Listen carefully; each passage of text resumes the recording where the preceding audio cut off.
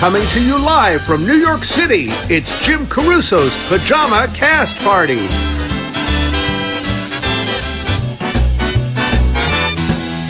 And now, here's your host, Jim Caruso. Hello! God, that was obnoxious, wasn't it?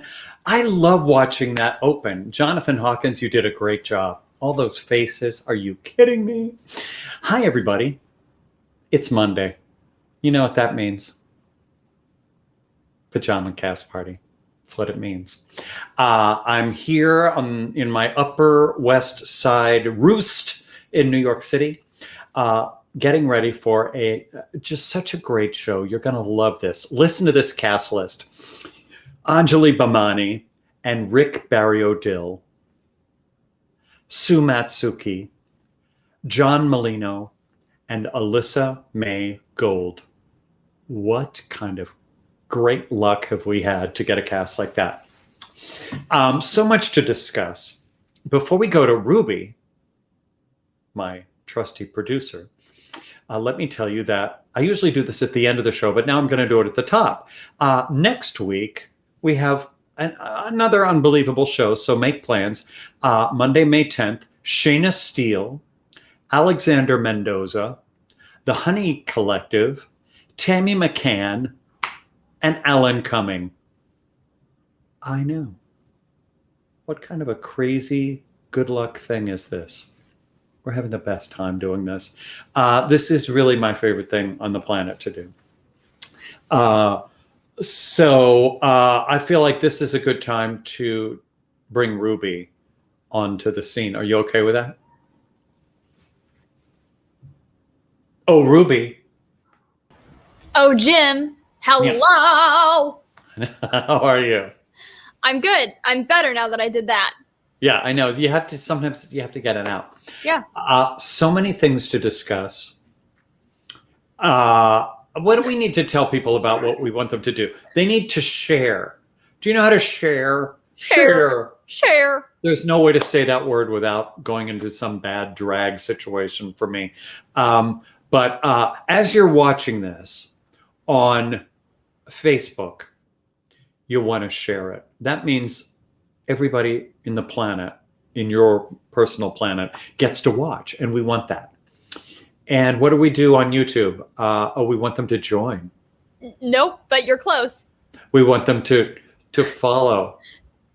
Closer. We want them to come to our house. Subscribe. But I love how sweetly you said we want them to join. You need to join. No, subscribe, or as the kids say, subscribe to the Cast Party Network. And also join. Just because it sounds funner. Every week we always tell you, and Ruby, I mean, can you believe how generous people have been over this whole past year? Your donations have been so appreciated through Venmo and PayPal.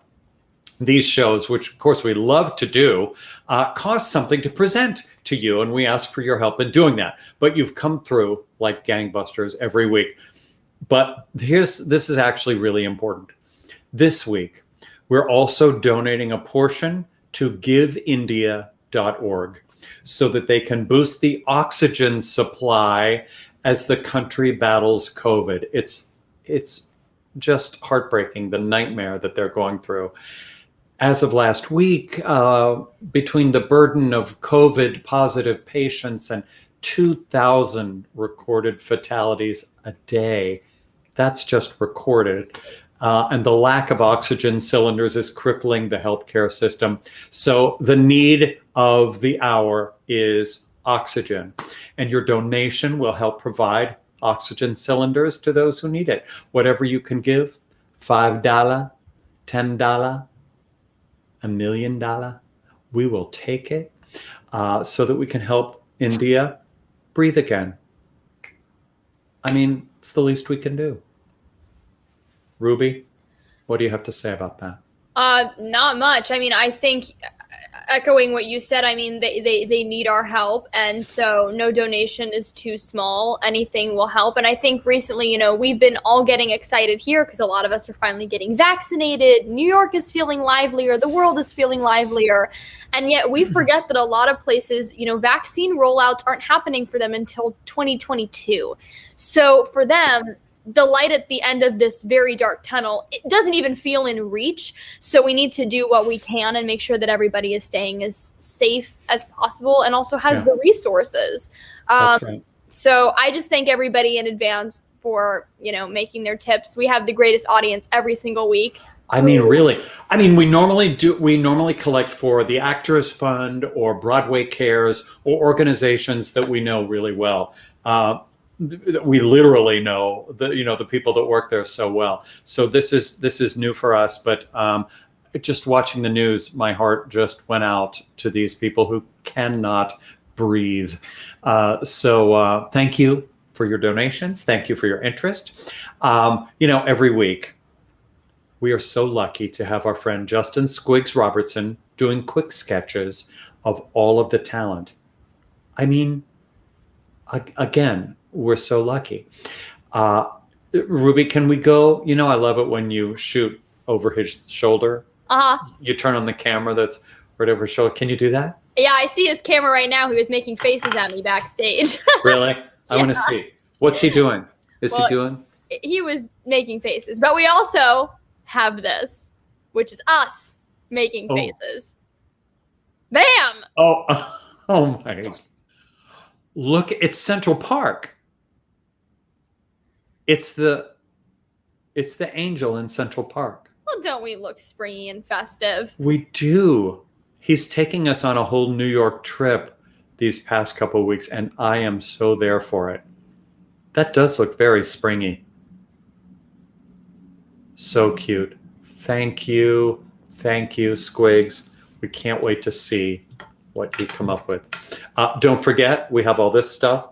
Look. No, wait. Before we talk about our stuff, we have to talk about Squig stuff. Don't talk about our stuff yet. Don't talk about our stuff yet. Okay. Well, you have to go to Squig. Wait, you people, I'm going to do what Jim likes to do. You people in there, you have to go to squigsonline.com. First of all, for all of your gifting needs, yes. But Squigs needs more Instagram followers. Oh, yeah. He needs more social media people. We can help him with that. Our Pajama Cast Party audience is determined and dedicated. And when we say go follow somebody, they go follow somebody. So I'm looking at you in the little tiny box, and I'm saying squigsonline.com. That's all you need. Is it my turn now? Now it's your turn, but we had to thank the person who makes the art happen every week, because if it was left to us, it would be stick figures every single week. That is true. And that would probably be offensive. Yeah, people don't like that. And then after you do all that with Mr. Squigs, go to pajamacastparty.com and buy our stuff. Masks, t-shirts, hats, bags, totes, shower curtains. Yes. I'm just saying. Okay. Oh, there's the shower curtain. Oh God, I love that. Look at the stars twirl. I know. Is there any end to the production values? No. I think we're ready to start this show. I think so. I'm really ready. Hold on. Let me get a swig of Coke out of my cast party mug, which I have to hold that way. Yeah. But you also have the fancy mug. Where's your fancy mug? It's over there. This mug is bigger because I was thirstier. Let's do this. Hey, wait, speaking of what's been happening this week, did you see the news about Broadway today? Today? No. Today? That Broadway theaters can technically open next month. I mean, they won't be coming back until the fall, but right. that they can technically open. May 19th. Oh my God. Let's get a theater and do this there. Let's do it at the Palace Theater. I'll say. Which there is not one of right now because they're raising it. That makes crazy sense. Okay, well, that's good news. In the world of Broadway. Lisa Lambert has that shower curtain. So thank you, Lisa Lambert. I'm just saying. Okay, let's do this show. Okay, now I'm going away. I'm so ready for this show. I met our first guest when she was in Bombay Dreams on Broadway, which I loved so much. And her Netflix series Special is dropping season 2 on May 20th. Here's Anjali Bhimani. Bring her out here. Hello! Yay! How are you? Yeah. So I hope it's okay. I was walking the dog and I met this really hot guy on the street. Where? And I was like, I mean, do you want to like come in and hang out? And it turned out he's this incredible musician. He's a superstar. He's a superstar in like a giant band and stuff. So I was like, do you want to like maybe hang out with me and my friend Jim and like sing songs and stuff? Like, I don't know if you're interested. I mean, if you're not, no big deal. But like maybe if you want. That's why, Jim, I know you're New York, but out here, you can't mistake the hipster for the hobo. Like it's really it's very clear. It's very clear here. Like you can tell the difference between your top knot and your homeless person. It's very clear here. That is true. Hipster homeless should be like a questionnaire. It sounds like a great visual questionnaire. Rick, I'm so thrilled to meet you. Actually, I thought I was just going to introduce her and then you, so I don't want you to think I was not introducing you on purpose. It's a bonus, baby. It's all good. It's great. It's a pleasure to meet you, and I'm such a fan of the band you're in. Okay, wait. Okay, so where are you guys? We are in Los Angeles. We are also on the Instagram Live, so excuse me for giving me a second there to move it. I'm trying to get more people watching the cast party. Don't worry, that's not how I'm going to sing. We're in Los Angeles and Hollywood. Yeah. And this is my studio, and she has her studio here. It's just our studio, but I'm saying this is mostly. It started with a lot of instruments because we're off tour, because of the pandy. So we're not touring back again till 22. So it's been kind of nice. We've been turning this into a home studio and for voiceover. That's good. Yeah. I mean, you guys are both. I mean, you both work all the time. How have you been flexing your creative muscles during this crazy time? I think it's been, in some ways it's a shock, obviously, for all of us that kind of, that are so used to playing live music and stuff like that. But it's just been incredibly, I don't think we would have slowed down this level any other way. And so from that, I think it's, there's been a ton of self-care for the band, for Vintage Trouble. We've got 2 records that we did over the pandemic. We've been doing a lot of stuff on our Patreon channel. And we've just been kind of retooling for 22. I mean, most of the festivals are pushed. There might be some stuff in fourth quarter, but everything's kind of been pushed, Europe and Asia and everything. And America's opening before a lot of those other places. But So exciting. Yeah. I can't wait to talk about the band because I love what you guys do. Okay, but wait, shopping is dropping. I mean, not shopping. Special is dropping on Netflix. Is it the 20th? Shopping is dropping. Shopping. I know. Are we going shopping? You guys were I going. don't know where that came from, but May 20th. Is that right? May 20th is when season 2 starts, and I play a new character, and there she is. There she is. I play a new character on the show. For those of you who aren't familiar with Special, it's an incredible show, incredibly inclusive, from the mind of Ryan O'Connell, and it is just this beautiful, beautiful celebration of life and people just reaching out there and grabbing the lives that they deserve to have regardless of their situation. And it's an excellent binge season 1. And I show up in season 2 as the mother of one of the lead characters who could probably use a little bit of therapy. I think she could stand to talk through a few things. I'll just leave it at that. She's special herself. Oh, I can't wait. Now, the show earned 4 Tony, what is wrong with me? 4 Emmy nods last year, right? Yeah, it's without sounding redundant, it is a really special show. I was in love with it well before I got to do it. How great. It's a gorgeous show. It's an excellent binge. Like it's a really you feel good when you watch that show. You just feel good about life. And it reminds us that despite the fact that all of us might be different colors, different gender orientations, different sexual orientations, different sizes, different cultures, we all struggle with a lot of the same things and we all deserve the same ginormous lives. That there's no different there. And that's what that show is just all about. And I'm really excited to share season 2 with the world. I'm excited for you. You know, I was such a huge fan of Bombay Dreams. Oh, We have the cutest picture. I mean, please. Oh, my shit. goodness. Oh, Yeah. Look at that. And look at Manu and Sriram. Oh, wow, you guys. And Tamara, I know. goodness, that was so long ago. But that's when I met you. So I know you for your stage work. Yeah. But since then, you've been doing so much TV and voiceovers and animation and movies. But here's what I don't know about the gaming scene. And I know. So tell me something. Tell me what I need to know about that world.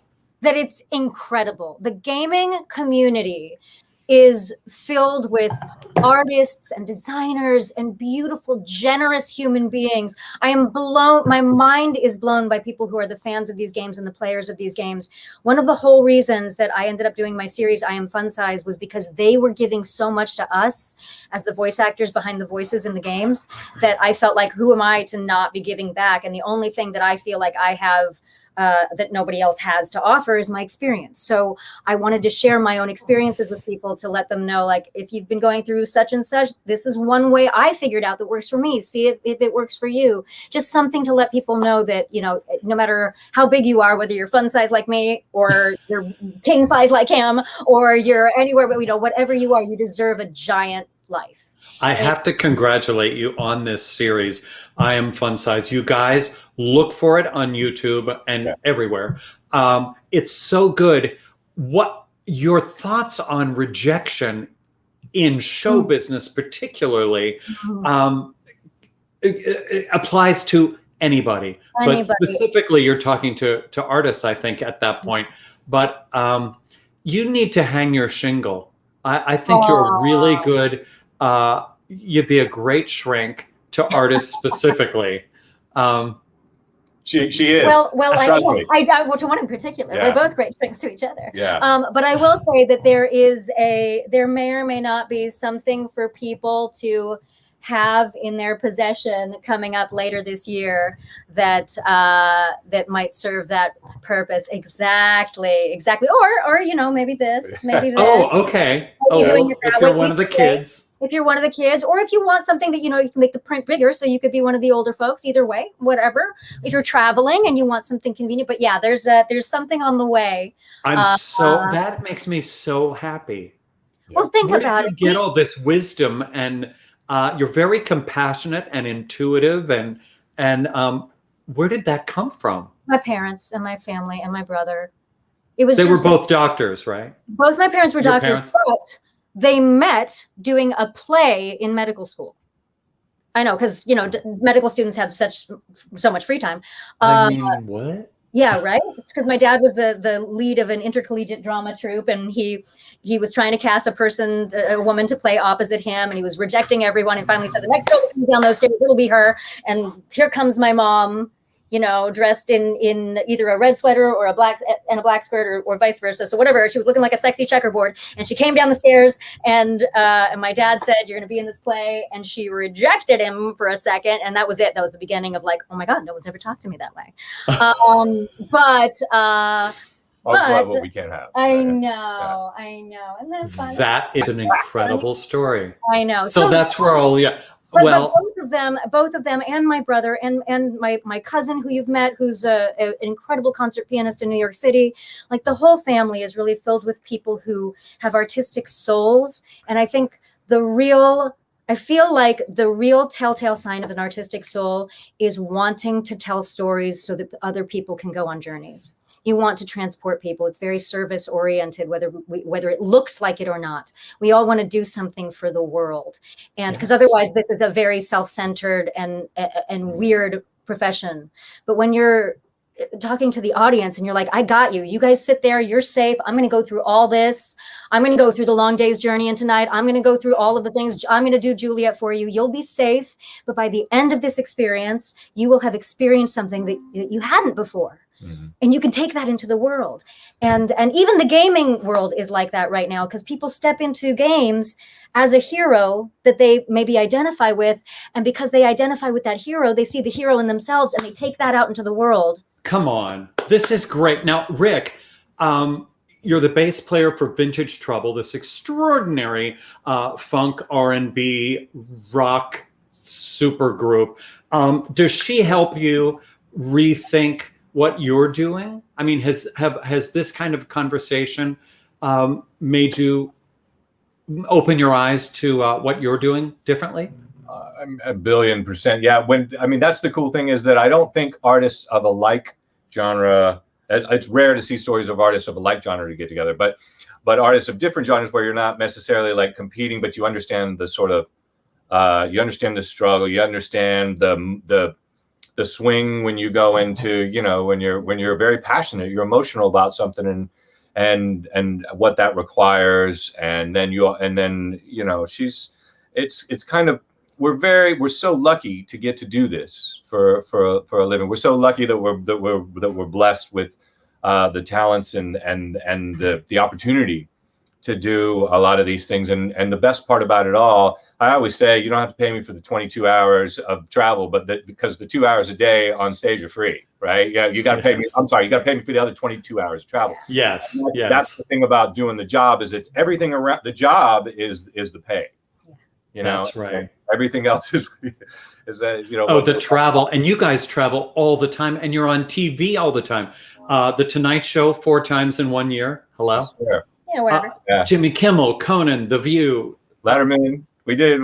Yeah, we opened for the Stones. You did not. Oh, yeah, in Hyde Park. First time they played in Hyde Park in 41 years, we opened for them. I mean, you guys at home, you have to look them up. If you don't already know, you probably already know. But it's rock, soul, R&B with Ty Taylor, who is just a lunatic genius, singer, performer. Am I allowed to cuss here? Yeah. Oh yeah, that motherfucking Ty Taylor is usually what we refer to him as. Motherfucking Ty Taylor, man. Absolutely. I mean, when he performs, it's like that performing delirium that you read about in books. It's like, you can't believe you're really seeing this in like a James Brown or a Prince. Otis Redding. Otis Redding. Male Tina Turner. I mean, I hate to even compare because it's so not any of those things. However, just so you guys at home know, you have to look them up. The band is so tight. Now, let me ask you, you're like this, you're from Florida. You look like a surfer dude. Where did your love of 70s funk, where did that come from? Same thing. My mom and my parents, there was always great soul singers around the house, and so, and when I started playing guitar when I was really young, but it was real basic. It wasn't until I heard like Motown and Sly and Family Stone and Larry Graham and stuff like that. Then I was like all the way in on old rhythm and blues and Motown and Stax and Stevie Wonder. And then I found Prince, and then, and then everything is kind of under the Prince umbrella. So, and kind of circling back around to Ty Taylor, it was kind of, he was like the biggest force that I met when I moved to Los Angeles. And in addition to being one of my favorite human beings, one of my best friends in the world, he is that guy. He's that talented and that giving. Like he's a channel, and so he came from a rhythm and blues and a soul background as well. And the kind of sort of friction and the fun oddity of Vintage Trouble is the 4 of us on paper aren't really, we all like a lot of like Nolly and Richard come from generally more of a like rock or older rhythm and blues background as well. But you put us all together and it's this odd thing. It's very similar to the Stones. Like they're all separate, but you put them together and you can't put it's hard to put another guitar player in the Stones. It's not going to sound the same. And it's the same thing with us. It's like, I think it is a life's lesson. My biggest life lesson was when I moved to LA, I was doing 5 different things, 20% of my energy. And when Vintage Trouble finally set into place, I did that thing with 200% of my energy. And that's where it came from. But it's because we all channeled that love of 50s and 60s music and how odd it was that when we came together, what it sounded like. And then you see the effect on people, back to what you guys were talking. And then it all comes full circle because you're just like, oh my God, it is medicine, not only for us. People go crazy. People go crazy. And Ruby, pull up the schedule. You guys, they have a schedule for next year already. During a pandemic, they know what's going on next year. I think that says everything right there. These guys don't sit still well. No, we The don't. I fact wouldn't that- think the fact so. that they've had to sit still this long and yet they've been like, well, sure, we're going to sit still. We're just going to make 2 albums while we're sitting. Yeah, yeah. I know. Whatever. It works very well with my Indian overachiever mindset. So we're very compatible that way. There's a lot of sort of competing but not competing as far as what'd you do today? Yeah. Right. What do you do today? So the today, question in our house. It's really Oh, good. my series dropped. Oh, we did another Yeah, album. You guys, you know what I want more than anything? Sing for us, play for Well, us, do something. It's so awesome that you were talking about Ty Taylor because, well, I will explain why. Because as the woman of the house, as it is my God-given right to change my mind, I decided this morning to throw a completely new song at him, which he has played before, but not on regular guitar. He's played it on bass. And here's the reason why. When I first moved to Los Angeles, and soon after he had first moved to Los Angeles in 2010, I met Ty. I auditioned for a show that he wrote called The Existence. There was this fellow in the band for the show named Rick Barrio Dill, who also happened to be Ty's best friend and the bass player for Ty's band.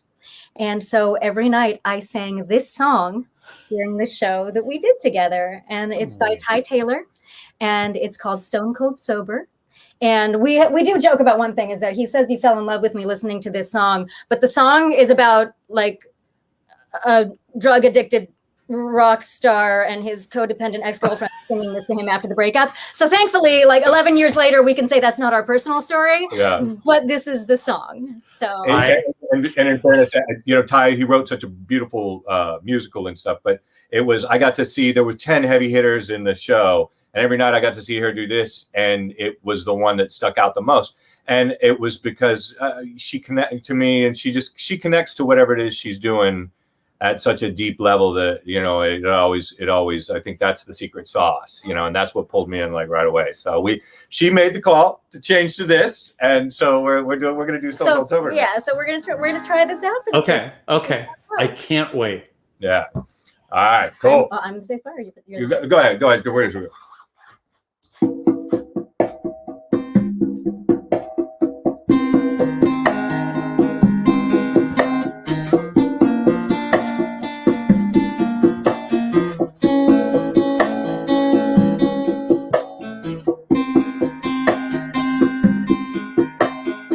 Stumbling, expectation can be a bitch when you don't get what you want to, and you're not prepared for falling.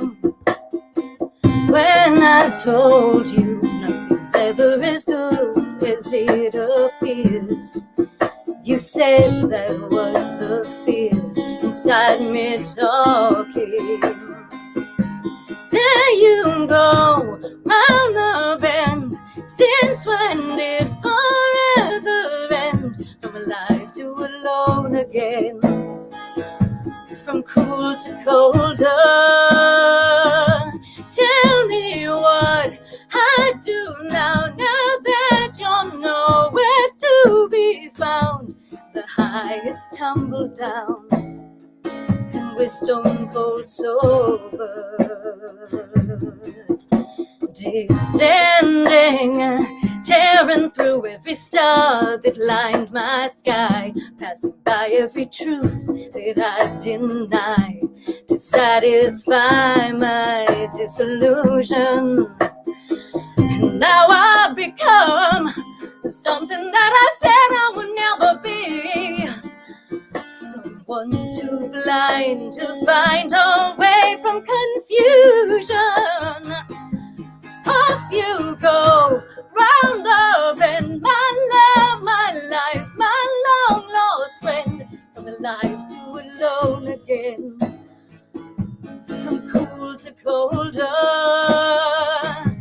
Tell me what I do now that you're nowhere to be found. The highest tumble down, the stone cold sober. And I wish I didn't bleed and need you, but I do. I do. stop pretending there's no pain. Can't help but hear you cry my name. I'm still in shock and still in shame. Clearly I'll never be the same. My mind is hiding from the blame. My soul is rolling in the rain. My body can't escape the chains. Stained. There you go, round the bend. Since when did forever end?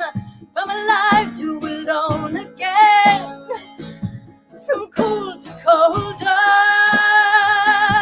Tell me what I do now. With you nowhere to be found. The highs tumble down. And with stone cold sober. Could not be colder. Over.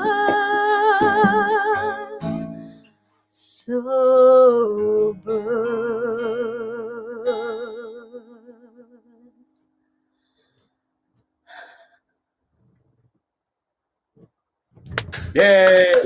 Yay! Do you hear everybody cheering?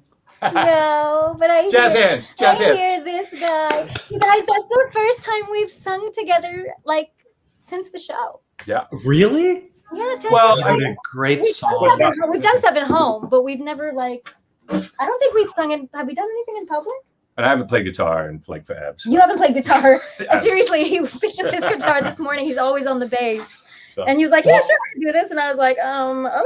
I mean, Oh God, it's so beautiful. It's so beautiful. You guys are amazing together. thank You're you. amazing. I'm really lucky to have found him. Separately and together, and just fascinating, great careers. And I'm so happy for both of you, and so proud to know you both now. Yeah, and likewise. as soon as we can get back to Birdland, Yeah. you know we all getting there. We're getting to New York to see you. I can't Exactly. wait. Fun. Can't wait to We're see gonna come you. hang out, and for real, Yeah. we're vaxxed up. We're So ready to doing it, Jim. roll. We are ready. Me to too. I'm ready. I'm ready. Oh, And and one last thing. Thank you. I just so happen to have a much. mask. Yeah. Pepper. Thank you so much for donating to Give India. You guys, you have no idea. Everything that you have seen on the news, even if it seems like it is the apocalypse, it is absolutely happening there. This is not overplaying the situation there. We have family members who are ill. We have friends out there who are ill. Every little bit that you can give, and if you can't give, please spread the word. Please share the link. Please share. GiveIndia.org is an excellent organization. They are working very hard right now to raise money. There are fundraisers all over the place. Anything that you can do to help. India has been such a vital part of our growth as a country, and it's been such a vital part of so many other nations that it means just a lot that that people would reach out. And so I really appreciate that, Jim. I appreciate it. Well, man, whatever we can do. And I'm so glad you told me about this particular organization, because, you know, when you're not around the situation, I had no idea what was cool and what wasn't cool. So I was really, really so appreciative of that. And we're going to do what we can. Thank you so much. Mwah! Oh, I can't wait to see you again in person and actually hug you. Me Thanks, brother. too. You. Thanks so much for having us, too. Thank you both. We'll see you soon. Okay. Bye. Take care, Jim. Take care. Oh, that was great. Oh, it makes me so happy. So yes, Venmo, PayPal, right there. All of that information right there. Whatever you can give, $5 wouldn't kill you. $100, even better. Okay, let's go on. Sue Matsuki is the anti-Mame of cabaret. There, I said it. Not only does she sing great, but she manages to support tons of other performers in town, and she is a friend to all. Let's see what makes her so damn nice. Here's Sue. Sue, I'm going to ask you to unmute. We can't hear you. There you go. I just did. It's so I much was better making when you fun unmute. earlier. I was making fun of people who we have to tell to mute, and here we go. And there you go. How are you? That's karma coming back to bite me. I'm well. How are you, dear? I Where miss are we, you so Where much. are we finding you?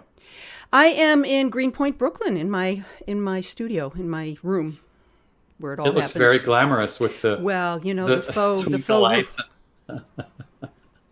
That's You got to so do good. what you can do, right? Listen, I did the first year of this show in my bedroom, I remember. I've kind seen of them. shoved in the corner because it made sense. And then all of a sudden, I needed to get out of there. So now I'm in my luxurious living room. But I'll tell you, you don't want to know what's behind this curtain. Trust me. I understand. I know. Amazon I know. boxes, crazy. That's okay. Okay, so Sue, there's a rumor that you are the still reigning Little Miss Hamilton Park. I Can that am be indeed. true? Yes, I am. I am indeed. So They- how is it that you're still reigning? Well, I think we traumatized the whole event. My mom had a friend. Her name was Willamea Owens, and she used to babysit us. And she was the start of my musical career. She used to play all the great ladies of jazz: Ella, Peggy, Rosie, Dakota, everybody. And that's kind of where I learned the music that I love to sing. And so Ella used to speak to my little 5-year-old heart, and Willamea used to put me on the coffee table with one of those old-fashioned potato mashers, and I would sing and, trying to affect my best Ella, and she would just laugh and love every minute. And so my mom enters me into this baby beauty contest, the Little Miss Hamilton Park contest, and she taught me a song called The Boy I Love. And when I got there, they put me up on a picnic table and they said, sing. And I belted out, no lie, it's on my website, so it's true. I belted out, love for sale, advertising young love for sale, not having any idea what I was singing, of course. And Miss Willamea looks at my mother, and my mother looks at Miss Willamea like she's going to kill her. Yeah, it's a song about a hooker. Yeah, by a 5-year-old, yes. So everybody was like freaking out and whatever. My mother thought child services was going to come and get her and take her away. Miss Willamea was just cracking up. And I course. think Miss Willamea cracking up was the start of my wanting to entertain. I made someone belly laugh, and that was the start. Oh, but they no, never I had get another it. contest because I think they were afraid. So that's why you're still the reigning. That's why I am the still reigning Little Miss Hamilton Park that I know of, yes. Well, exactly. Maybe somebody else is watching that knows differently. They should but- have another contest. I'd be happy to come crown the new princess. Oh my God! Take the old crown off your head and put it on. It's like this big. Just- Oh no, that's hilarious. Well, Oh, my I know goodness. you grew up dancing and was. doing a lot of theater. Look, there you are, just Yeah. a simple ballerina with a dream. Yes. Did you have a favorite show growing up? What was your? what were I your loved faves? Giselle, and my signature piece was the death scene to Swan Lake. I had great schwannoms. And I auditioned for the Hartford Ballet Company, for the school, the Harvard Ballet School. And one of the directors was there to audition us, and I was going to do the death scene to Swan Lake, and I told him what I was going to do, and he goes, "My darling, you're not a ballerina, you're a burlesque queen," because at 13, 14, I was built. So I'm like, okay, and now I have to dance. Great. And I killed it. And he came over, and, you end up in that death position. So he came over and he lifted me up. As you do. As you do. And he presented me to the room, and he apologized. And he actually invited me to go to the school. So I studied at the school. Not the Corps de Oh. Ballet and not the Hartford Ballet Company, but he invited me to go to the school for a couple years, which was really very cool. His of him. burlesque school, which was His- later at night. Well, that was training for cast parties. I mean, really. Now, you've been singing for cabarets and clubs for a long, long time. Do you remember the first gig? What was that? Well, I started down at the Village Gate. Remember that? It's now a CVS. It's so depressing. Well, you can't have enough CVS. Well, that's true. You just can't. Yeah.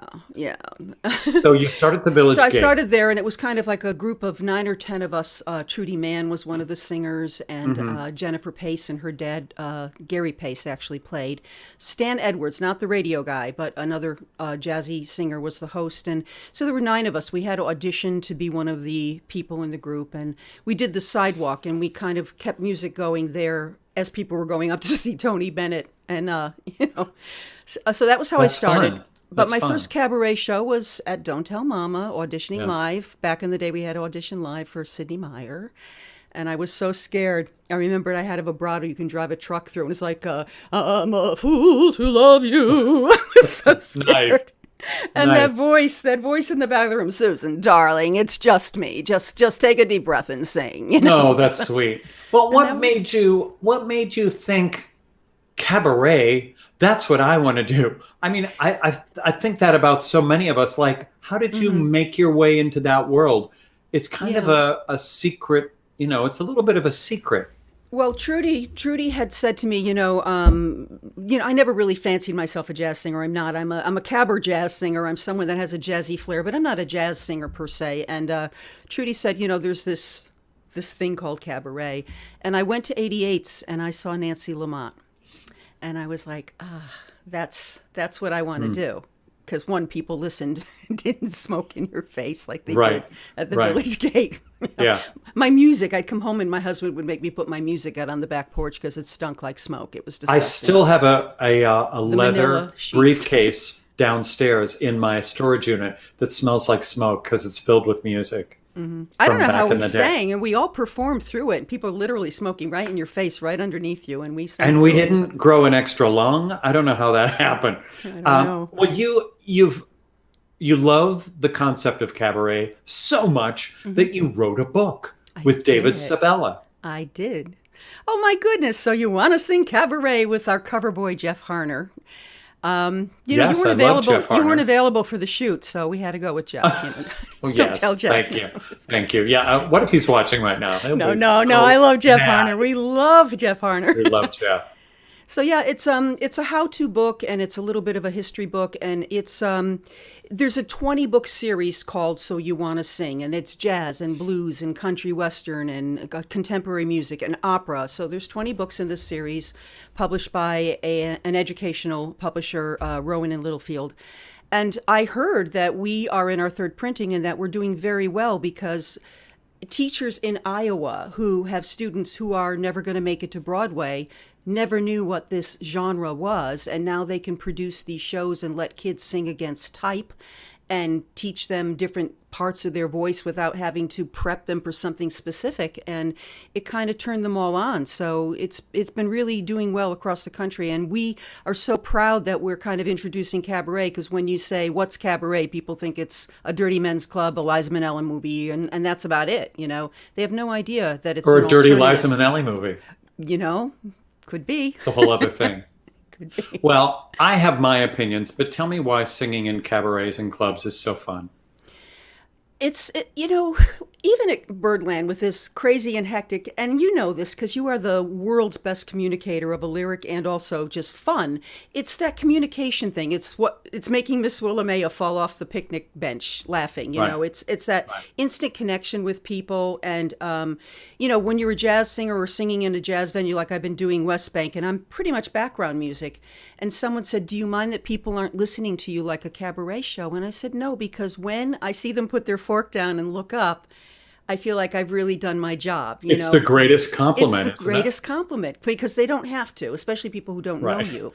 Right. The people who know you are kind of polite, but Yeah. And please continue to do that, people. Yeah. But the first live gig was cool because I thought, oh, great, Greg and I get to play live again, and it was very, I felt very selfish feeling that. But when I got on stage and I looked out, and West Bank, as you know, has these little pods, very COVID safe.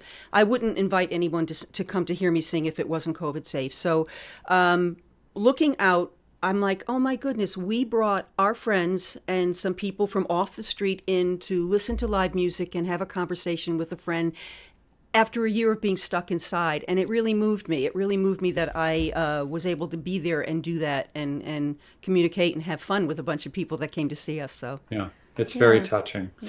Sing for us. Sure. What are you going to do? Well, I'm going to do, I love when I say, I'm going to do an old Judy Garland tune.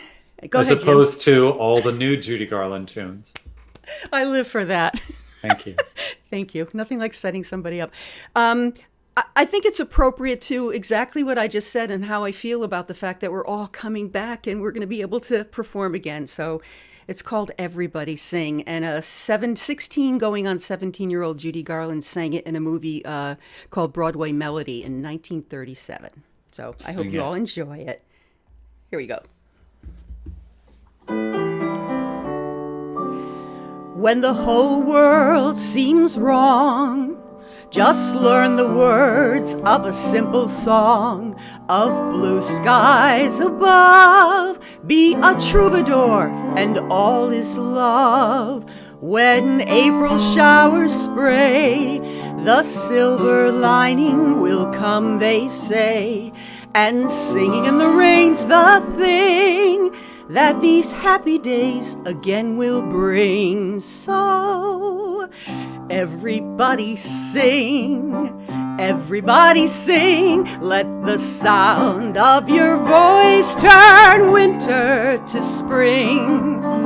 Everybody's gay, everybody's gay. Oh, say, can you hear? Ba ba ba ba doo ba do day. Everybody sing, everybody start. You can't go wrong with a song in your heart. Everybody sing, get into that swing. Go do, re, mi, fa, sol, la, ti, do. Do, re, mi, fa, sol, la, ti, do. I can go on singing till the moon turns pink. Anything from Faust to ink. Ka-dink, ka-dink. Love does funny things when it hits you this way. I can go on singing like a lark going strong, like the bird on the wing of a song singing day. So sing good, sing bad, sing sweet, sing sad, sing soft, sing loud, sing. Everybody sing, come on now, everybody sing. Let the sound of your voice turn winter to spring. Everybody's gay, hey, everybody's gay. Oh, say, can you hear? Forget your troubles, come on, get happy. Sing for your supper and you'll get breakfast. I can go on singing, everybody sing. Come on, everybody, let's all sing. It needs one of these at the end. No, it needs a shapoopy, right? Shapoopy! Well, everything needs shapoopy. I think so. I think Or everything needs the shapoopy. Elphaba war yell at the end. That would be good too. Sue, oh look, John McDaniel. Hi, John. Hi, John. Everybody's gay, John. Everybody's gay. For God's I might sake. do this for Gay Pride. I'm doing an event for Gay Pride. Nothing says Gay Pride like a Judy Garland song, right? Well, I mean, hello. Hello. Thank you so much for entertaining us and for Totally being my pleasure. Such a good friend all these years. And Thank you. We appreciate it so much. And we appreciate you, Jim, and thank you for this donation. I already put in a donation to Cast Oh, Party because that's great. really generous of you and very thoughtful. I really appreciate it for the world. We have to do these things. Are you kidding? do. We have to. Absolutely. Nobody's making any money right now. I Mm. mean, I almost hate to ask for donations because everybody's kind of in the same boat. But people do what they can do, and when That's right. you're even not making a lot of money, willing to share some of that with a good cause, Jim, bravo for you. I really Well, appreciate please, I love to do this, and it's the only way we can figure it out. So thank you. it. Cool. We'll see you at Cast Party soon. Yes, absolutely. Bye, Sue. Everybody say bye, Sue. Bye, everyone. Bye. That was Sue, or as I like to call her, Sue. Again, Venmo, PayPal.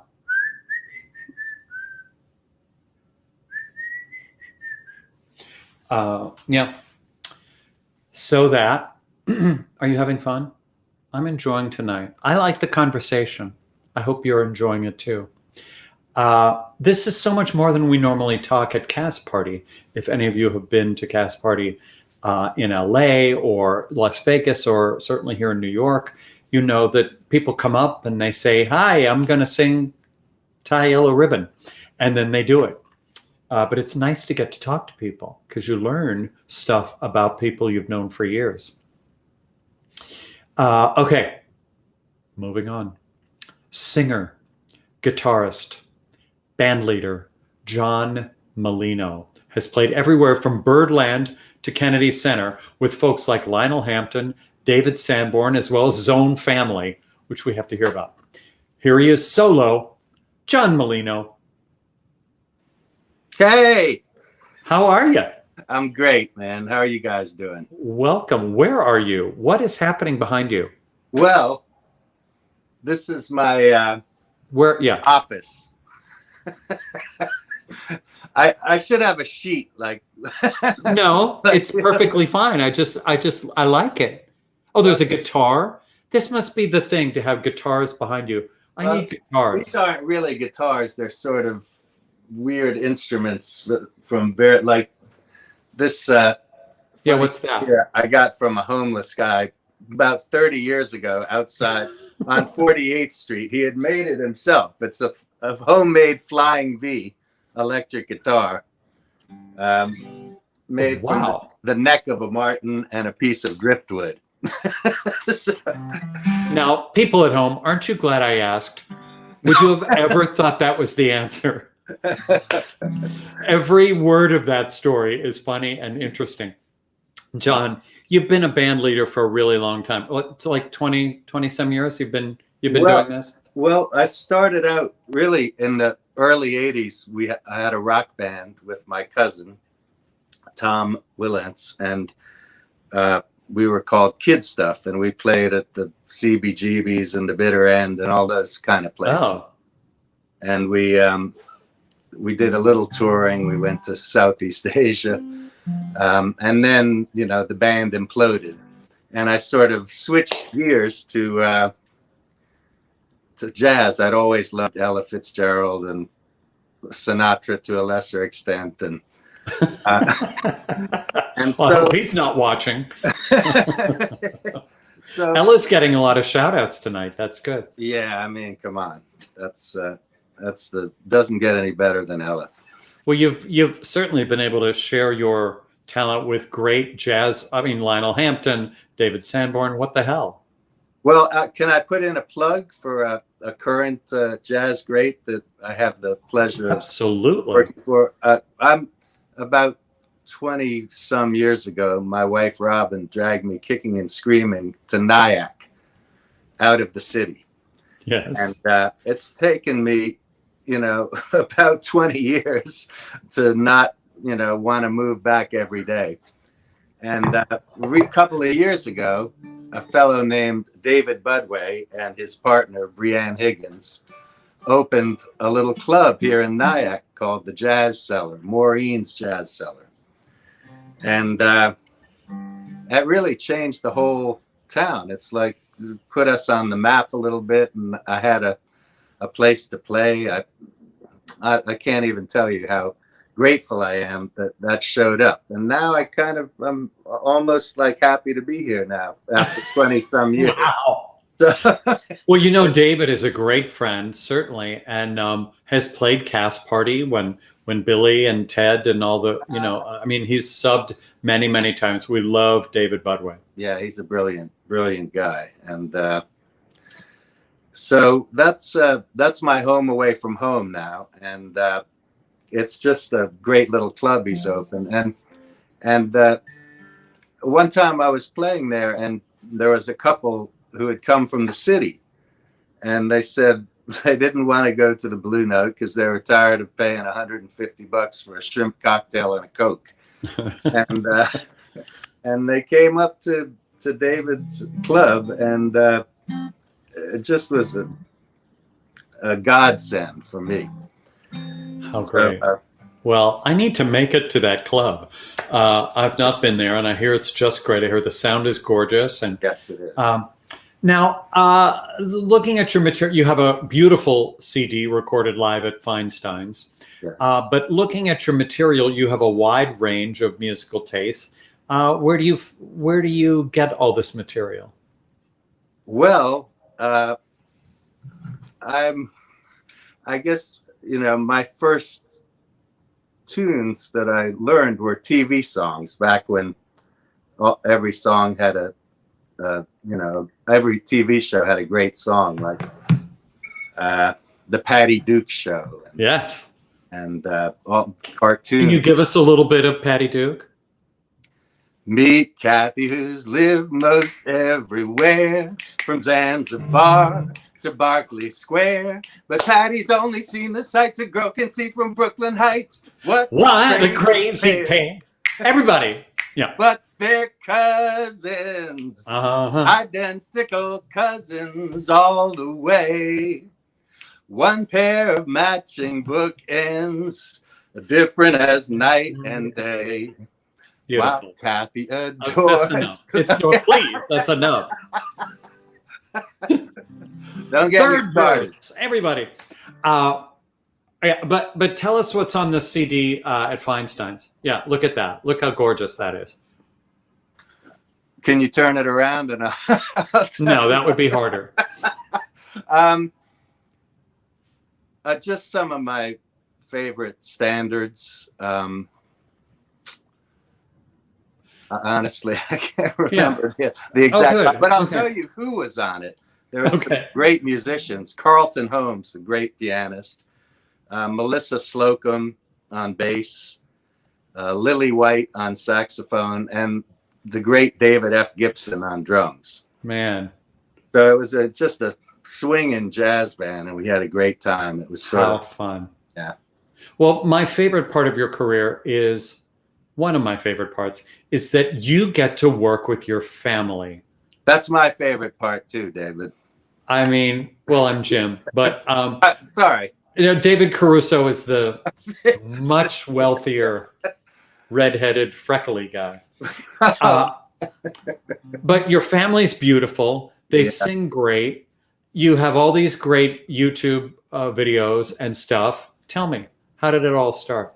Well, I guess it all started with the Partridge Family, and growing up with that sort of vibe, and my kids are super musical, and I just sort of went all like Joe Jackson on them, basically. Started having. Oh, let's not go that far. I kind of bribed them into it at first, and then we, I got a couple of nice gigs. We played at 54 Below, and so that was when they were very young and small, and that kind of got them excited, and it was just a great ride. I rode it as long as I could. Now they're both in college, and it's gotten a little tougher to.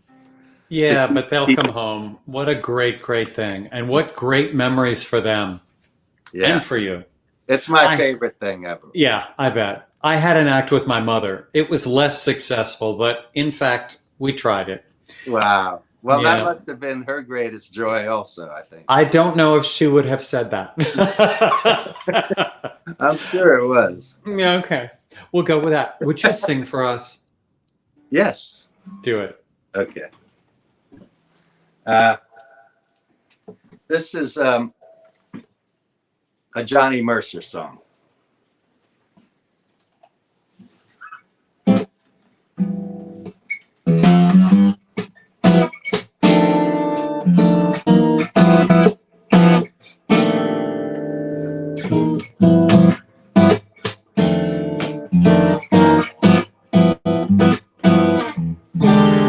You're just too marvelous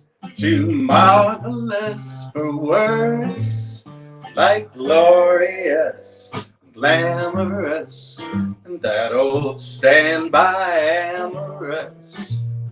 It's all too wonderful, I'll never find the words that say enough, spell enough. I mean, they just ain't swell enough. You're just too much, and just too very, very to ever be in Webster's dictionary. So I'm borrowing a love song from the birds to tell you that you're marvelous, too marvelous for words. You are just too marvelous for little lay, bab, wait, bab, bab, oh. Shoot, bab, lay, lay. You get on, lay home, blah, don't let down. You are just too wonderful, I will never find them.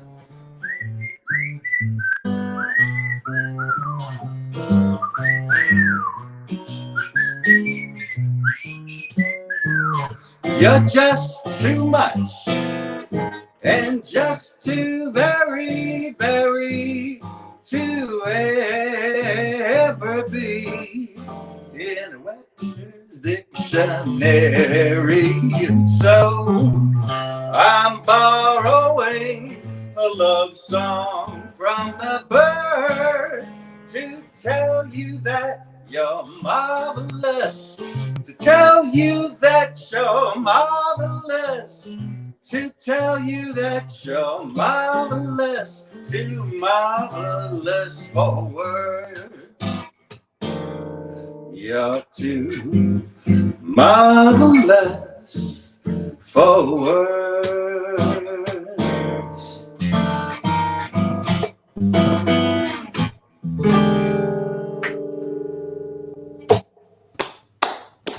Ooh, I love that take on that song. It's one of my favorite lyrics. And what a great sound you have.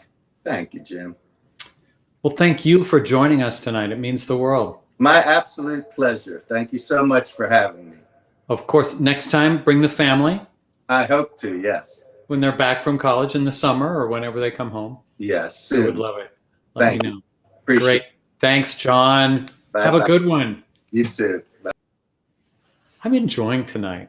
I like all this music. Hope you are too. Are you enjoying it? It's got very Fred Rogers there.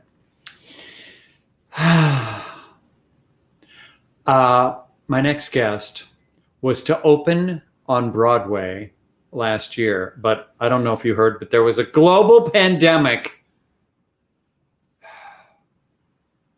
We'll never get over how annoying that was. The good news is she's still going to have that Broadway debut in the spring of 2022. I'm so excited to get to know Alyssa May Gold. Hello. Hello. How are you? I'm great. How Let's are have a little quarantine time. Let's. Oh my gosh. Wait. Hello. Hello, you. Oh, we need Michael Judson Berry. We can't be this. This is not our thing. Everybody needs Michael Judson Berry in their life. Everybody needs him. That's why we know each other. Mm-hmm. Yep. He brought us together. Moira Rose himself. Should we say hi? I think we should. Hi, Michael. He better be watching. P.S. I mean, he can just say he did. Yeah, that's true. Actually, how would we know? It's so nice to meet you. It's so nice to meet you too. I told you I was gonna come do Cast Party in person when I was on Broadway, and yeah, then there was a global pandemic. That little issue. Yeah, that's really minor, you know. So you're in this incredible play, How I Learned to Drive, Pulitzer Prize winning play by Paula Vogel. Look at that gorgeous. I love that artwork. I know. And then all hell broke loose. Now, did you do it at the Vineyard Theater when it was off Broadway? No, I didn't. They brought 2 new people in to play the male Greek chorus and the teenage Greek chorus. And then it was the rest of the Vineyard cast. Right. So Mary Louise Parker and David Morris. Mm-hmm. And Johanna Day. Yes. And Mary Louise, by the way, Cast Party fan. Oh, yes. She's been there. Yeah. No big deal. It's fine. Oh, yeah. We're very huge.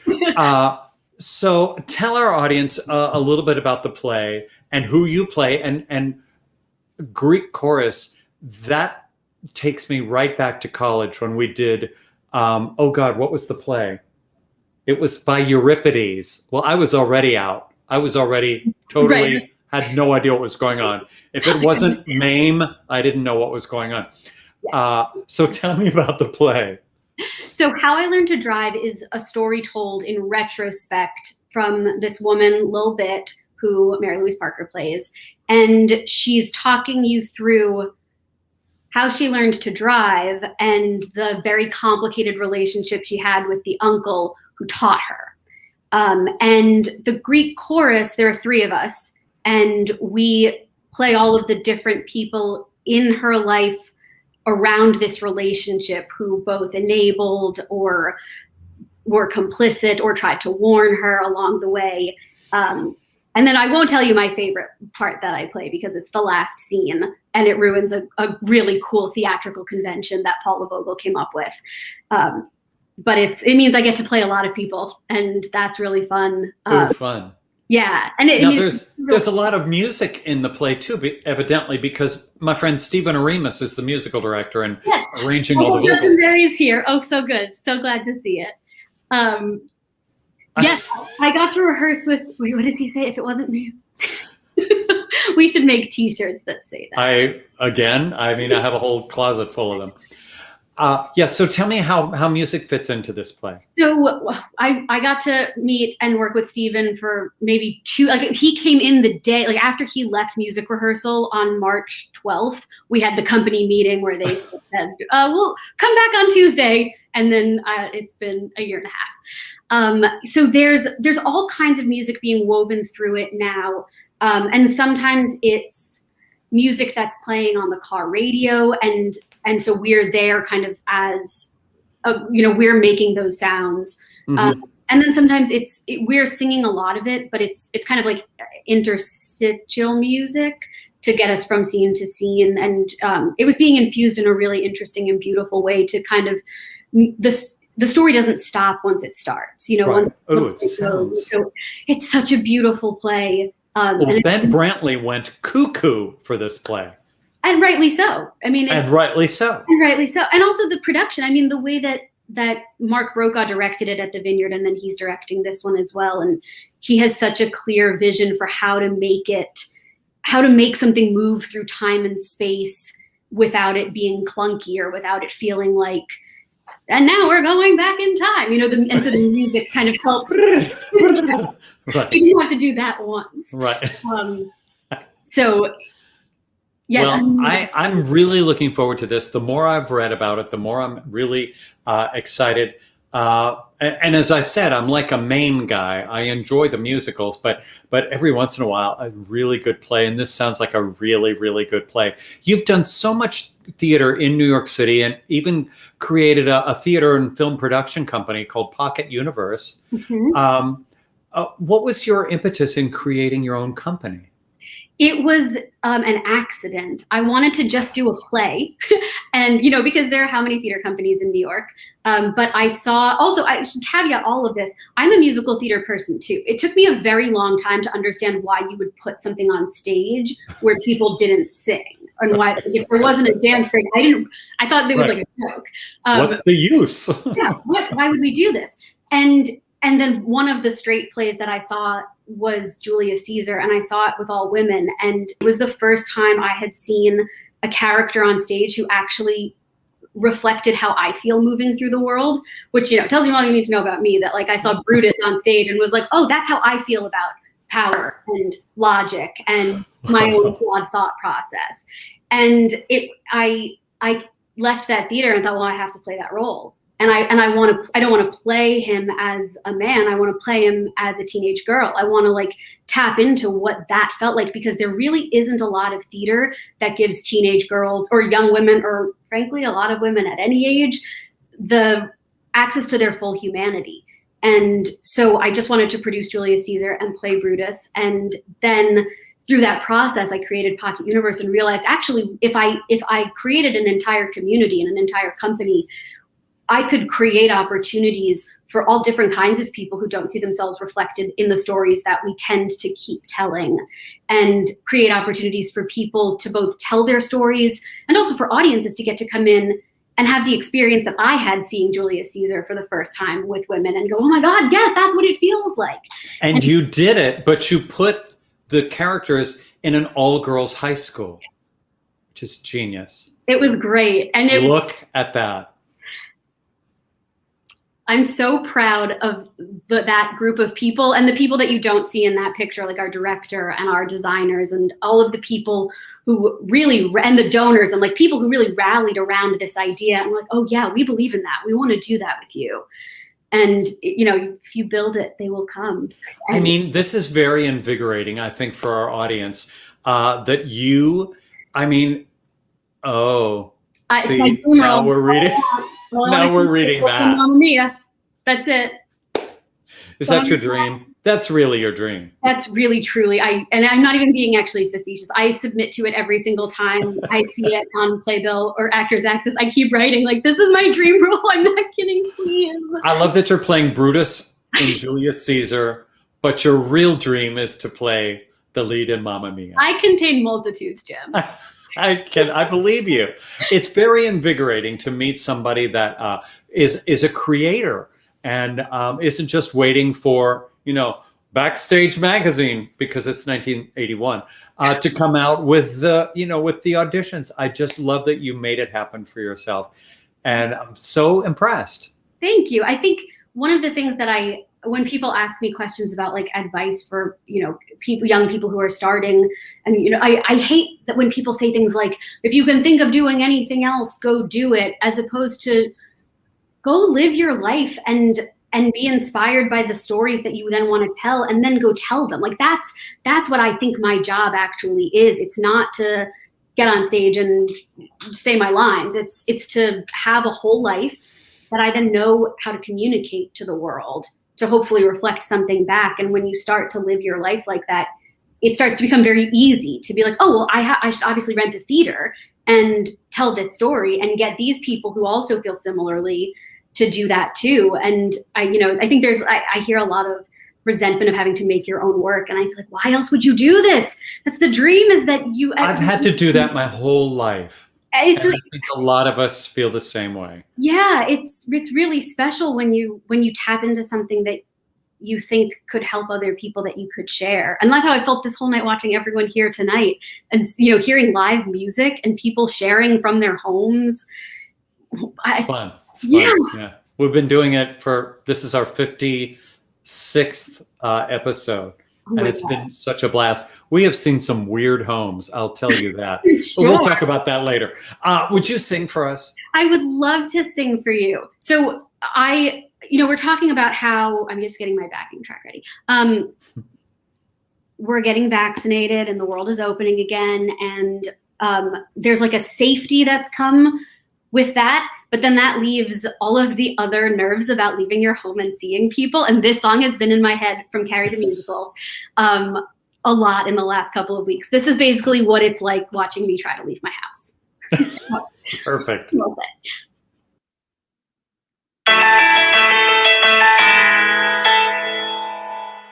If I can make it down the stairs, if I can make it to the door, if I can open it and say, Tommy, hi. Maybe he won't even notice that I'm staring at the floor. But other girls can do this, why can't I? If I can keep my knees from buckling, if I can keep my pulse in check, then I will never give the world the chance to see. Then underneath the smile, I'm smiling, I'm so totally erect. But if other girls get through this, why not me?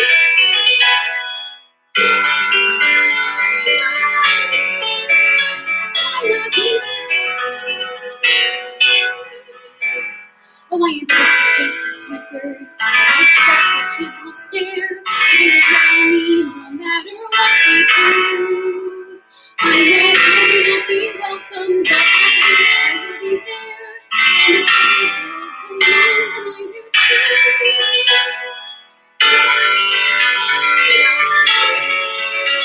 I'm not me.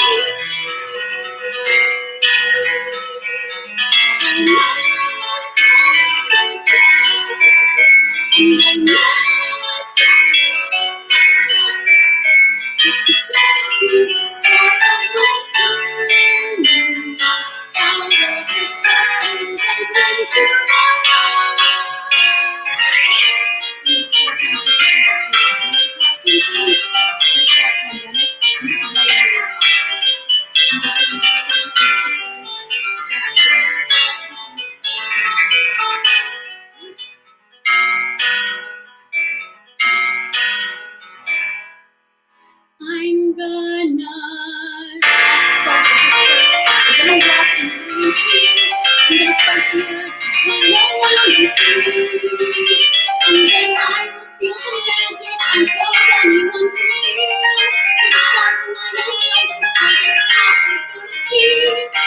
Everybody feels that way and now. Why not you?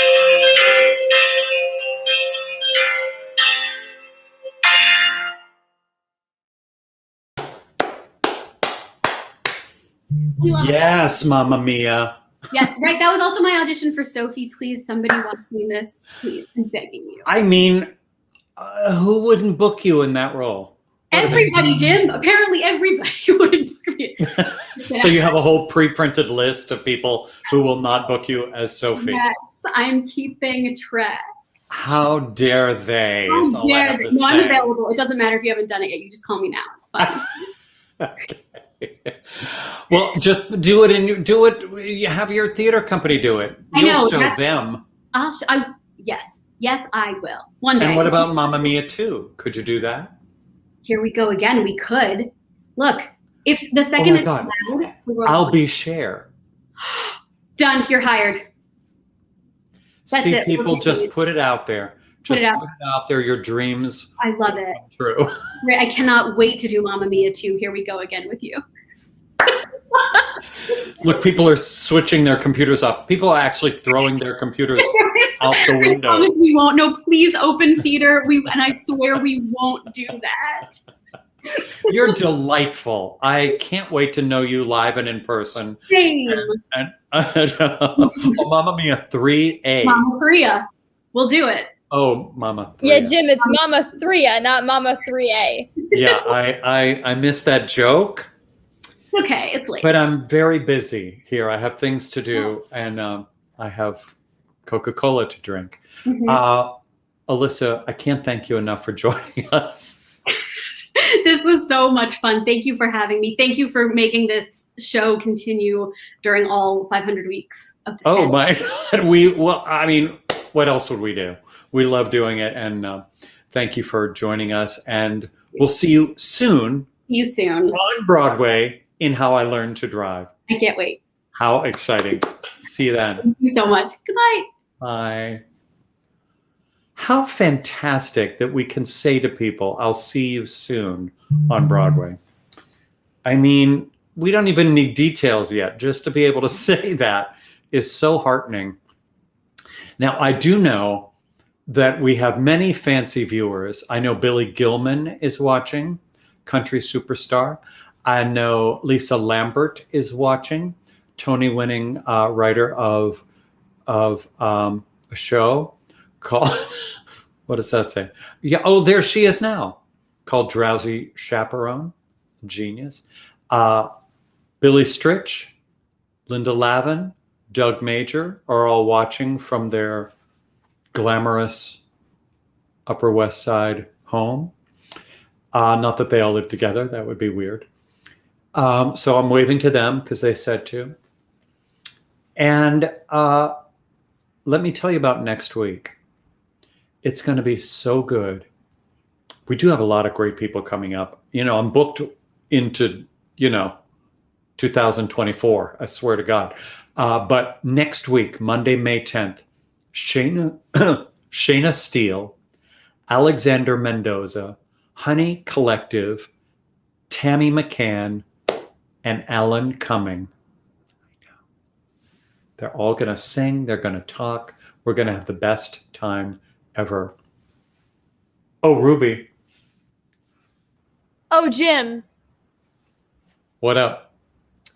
not much. Everybody was very delightful tonight. So, I mean, week after week. Is this 56? This is 56. This is 56. I double checked because at first I thought it was 57, but you were right. I mean, I just can't get over how giving people are to give us their time.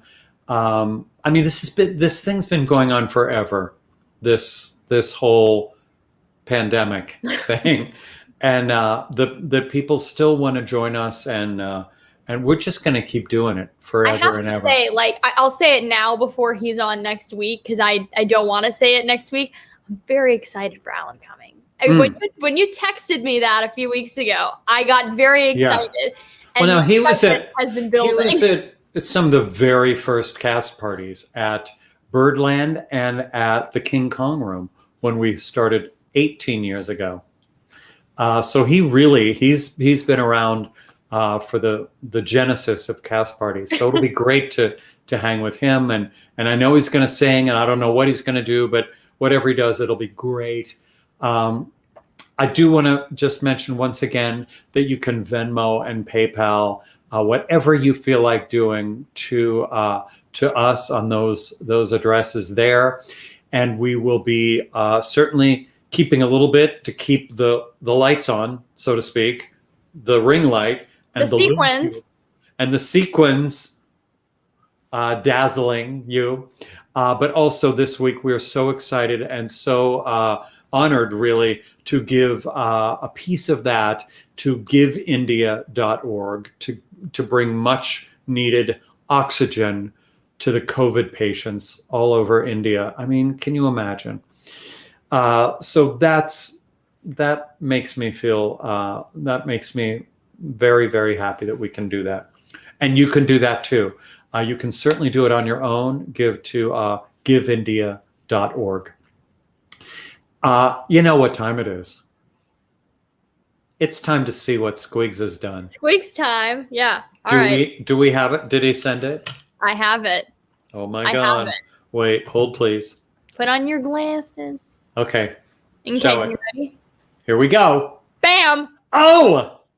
Oh God, it's so damn good. How cute is that? So great. I swear, Justin Squigs Robertson. if we all had Squigs hair in real life, we would all have the best hair. I know. Like, truly. I know. He's good with hair. Well, he's good with He's all- good with everything. with I all said, the if things. it was just us, it would be stick figures and everybody would look the same. Literally everybody would look the same. Yeah. Yeah. Thank you, Squigs. Justin Squigs Robertson. Feel free to go to his website and check it out. Buy his stuff. He is just an extraordinary artist, as you know. If you've watched this show, you know how much we adore him. Ruby, I think that's it. I think that's it. And we're ending 7 minutes early.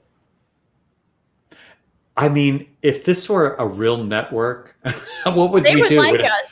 No, we'd have to talk about dumb stuff. That Oh, we well, didn't you know, care about for I could 7 talk about minutes. dumb stuff. I could talk about dumb stuff any day you want me to. Yeah, I'm looking around. I don't have anything to talk about. I hope you guys all have a wonderful week.